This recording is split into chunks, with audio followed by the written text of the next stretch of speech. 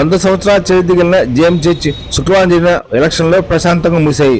జరిగిన ఎలక్షన్లో JMG church పులిపీఠంపై డి జాన్ అగస్టిన్ పాల్వర్గం ఘన విజయం సాధించింది. ఈ సందర్భంగా పలువురు వాళ్ళకి శుభాకాంక్షలు అందజేశారు.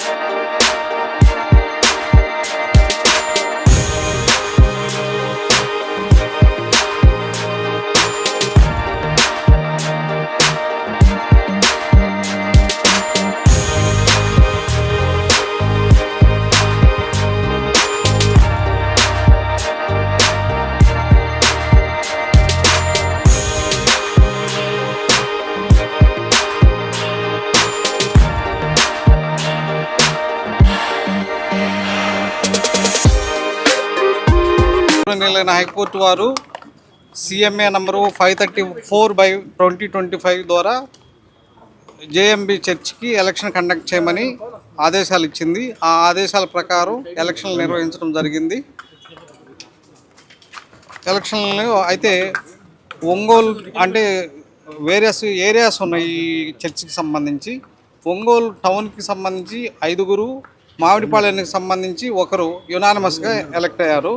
మిగతా కబాడిపాళ్యం, తూర్పుపాళ్యం, క్లౌపేట, అరవదండుపాళ్యానికి ఎలక్షన్లు నిర్వహించడం జరిగింది. కబాడిపాళ్యానికి 7గురు, తూర్పుపాళ్యానికి 5గురు, క్లౌపేటకి 3, అరవదండుపాళ్యానికి 2 కంటెస్ట్ చేయడం జరిగింది. కబాడిపాళ్యం నుంచి సంధ్యారాణి గారు, ఫ్లారెన్స్ చార్లెస్ గారు, విజయ సువార్త గారు ఎన్నికయ్యారు. తూర్పుపాలెం నుంచి సంట్రపాటి షాలోమి, ఎండ్లూరి పిబి జయశాలిని ఎన్నికయ్యారు. క్లౌపేట నుంచి దూరపల్లి జాన్ ఆశీర్వాదం గారు ఎన్నికయ్యారు. అరవదండుపాలెం నుంచి గోనా రాచల్ గారు ఎన్నికయ్యారు.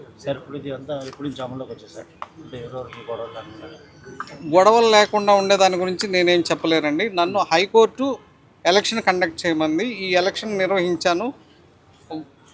మన పోలీస్ డిపార్ట్మెంట్ వారి సహాయం ప్లస్ జడ్పీ CEO గారు వీళ్ళందరి సహకారాలతో ఈ ఎలక్షన్ ప్రశాంతంగా ముగిసింది. ఇది నేను హైకోర్టుకి సమర్పిస్తాను. హైకోర్టు మొత్తం 1471 మనకు ఉండే ఓటర్స్ వచ్చి 3319 మంది అండి. 1471 ఓట్లు పోల్ అయింది. వీళ్ళు గెలిచారు. ఇప్పుడు మిగతా ప్రాసెస్ కోసం హైకోర్టుకి సబ్మిట్ చేస్తాను. వీళ్ళు అంటే ఆ చర్చ్లో ఉన్నటువంటి స్టాండింగ్ కమిటీ మెంబర్స్ మాత్రమే, ప్లస్ వాళ్ళ కమిటీ మళ్ళీ ఫామ్ చేసుకునే హక్కు వాళ్ళకు ఉంటుంది. దీని మీద వేరియస్ ఇప్పుడు హైకోర్టులోనే 2-3 రిట్ పిటిషన్లు, ఒక రిట్ అప్పీల్ కూడా పెండింగ్లో ఉందండి. ఇవన్నీ కోర్టు నుంచి తదుపరి ఉత్తర్వులు వచ్చిన తర్వాత కోర్టు వారు నిర్ణయిస్తారు. మాకు తెలియదండి ఏ వర్గం పార్టిసిపేట్ చేసింది. మేము ఎలక్షన్ కండక్ట్ చేశాము.